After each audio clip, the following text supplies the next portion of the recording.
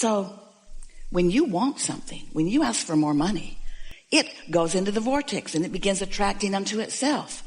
And your inner being, your soul, your source, focuses on it for you and holds the frequency of it so that you can listen your way back to it, so that you can feel your way back to it, so that you can good feeling your way back to it. And once you get on the scent of it, once you get on the vibrational scent of it, once you hear or sense the subtlety of it, and you receive that first thought that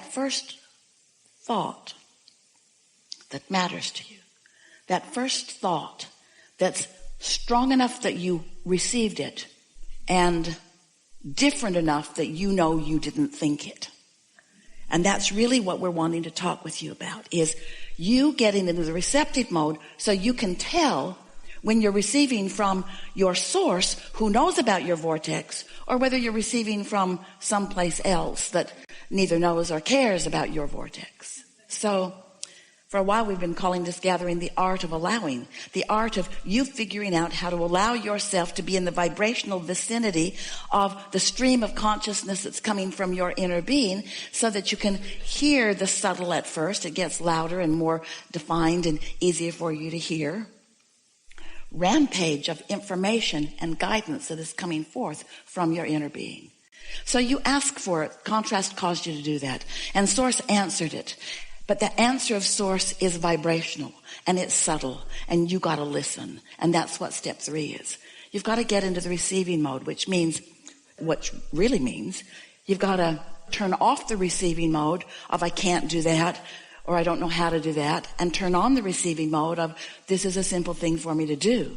You have to turn off the receiving mode of what won't work and turn on the receiving mode of what does work. You have to turn off the pessimistic receiving mode and turn on the optimistic receiving mode. You have to turn off the hate and turn on the love. You have to turn off the confusion and turn on the clarity. It's very different frequencies.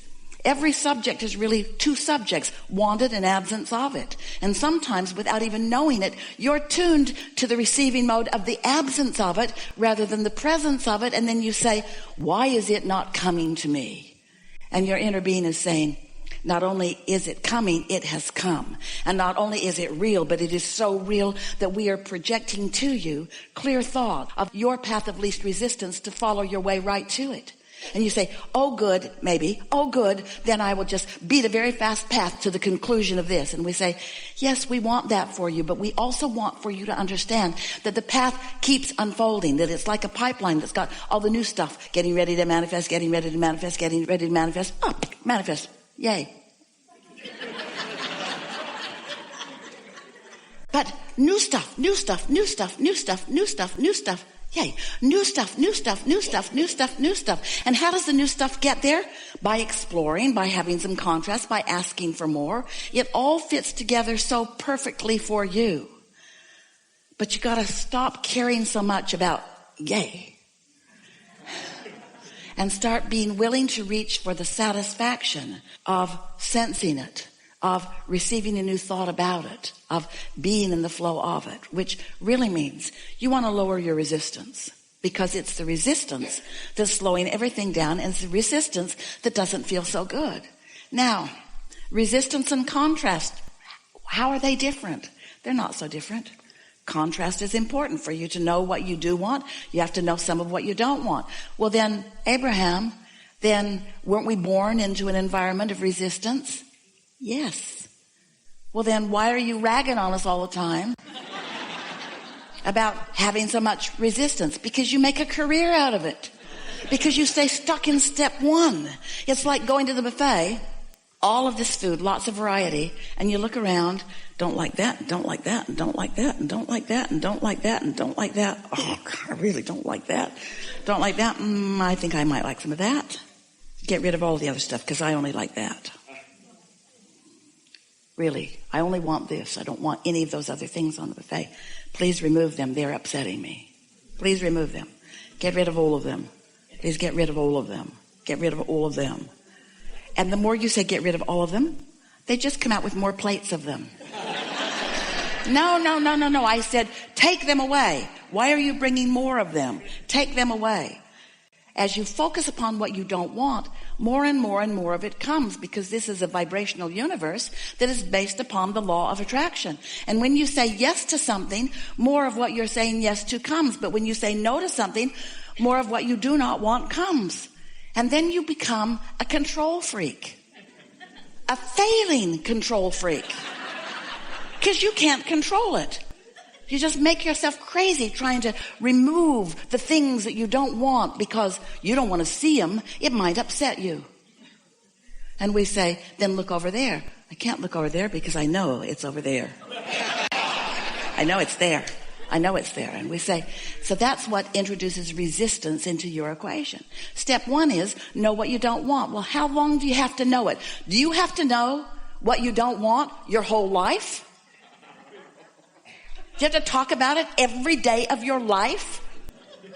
Your relatives do, we know.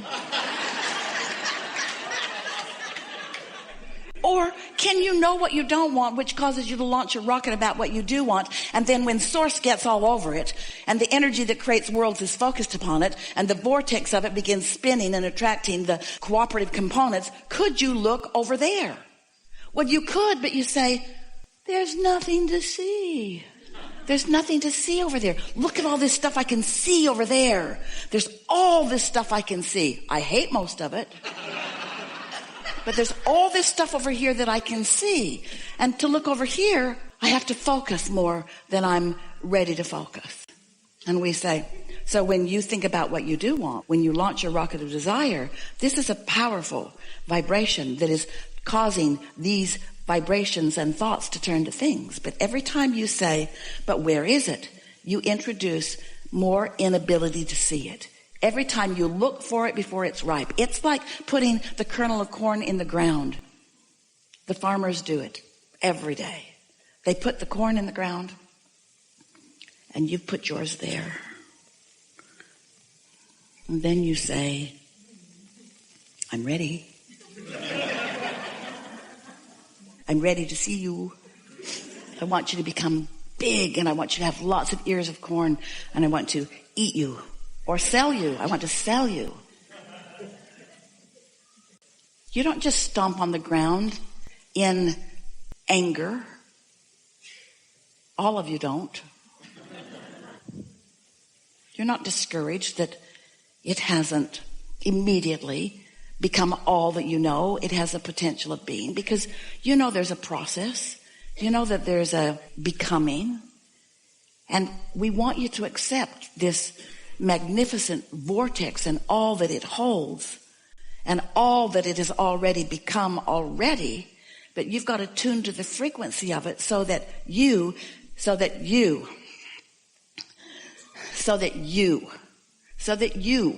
not somebody else, so that you, this matters so much, so that you can translate it into something satisfying, and something else satisfying, and something else satisfying, and something else satisfying, and something else satisfying. It's like this fetus in the womb, and you are very happy for it to become and become and become and become and become and become, because you know in time it's going to come out where you can see it, where you can enjoy it even in its infancy and being a physical manifestation. You trust that process, you understand that process, and this is the same.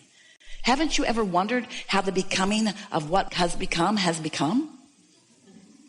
Haven't you ever wondered how that comes about? Do you see any pipelines trucking things in from other planets? Do you realize what your economy looks like in comparison with 100 years ago? Because you, as humans, have been turning thoughts to things. You are magnificent creators, but you suffer unnecessarily because you're holding out for the manifestation and then holding yourself in dissatisfaction through most of the process, and therefore slowing the process down and sometimes never realizing it at all. So we want you to feel from us the difference between an offering of a thought from source. In other words, let's call it a revelation. A revelation from source. In other words, your inner being knows what's in your vortex and knows where you stand in relationship to it, and is revealing to you at all times wonderful ideas and suggestions and impulses that would lead you on your path of least resistance. And the reason that we say least resistance, your path of least resistance, is because you've put some resistance on your path, and it's all right. Your inner being knows where all of your hang-ups are and knows how to guide you around it. So your inner being is offering you these impulses. The revelation is happening all day, every day.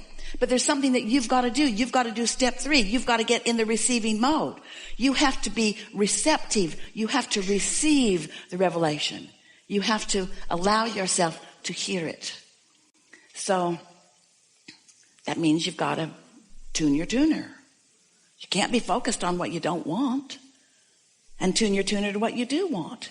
You can't be focused upon the absence of something and tune your tuner to the presence of something. You got to tune your tuner to the presence that your source sees. Ooh, have not said that to you that way before. You've got to tune your tuner to what your source sees, you little faker. So source, is there really a vortex? Is there really a vibrational reality you're so excited about? But I can't see it. So how do I tune myself to something that I cannot see? So you got to feel your way there, but you got to understand how it works. You got to understand that you are more than you. You are source energy, and you are you. And you can't feel only you. You can't only feel only you, because you are more than only you. Haven't said this to you this way before. You can't feel only you. If you could, you would not be miserable when you cut yourself off from who you really are. Look around your world. There are those who have cut themselves off so significantly from who they are that they are obviously miserable. Are you one of those? Because your inner being is aware of you and what you want at all times. It's like having a cheerleader cheering you on even when you're depressed and you say, get away from me. Get away from me. And if your inner being would get away from you, then you wouldn't feel so miserable, because your misery is about the vibrational relationship between what your inner being knows about what you want and what you are actively offering vibrationally about what you want. That's your guidance system. So how do you tune your tuner? By caring about how you feel. By trusting that your inner being exists. By knowing that your inner being is real. By tuning to the frequency of your inner being. By carefully and maybe tentatively at first choosing a thought and choosing a thought and choosing a thought and feeling how the thought feels. By showing yourself what your inner being thinks about what you're thinking. Don't forget to leave a positive message and subscribe.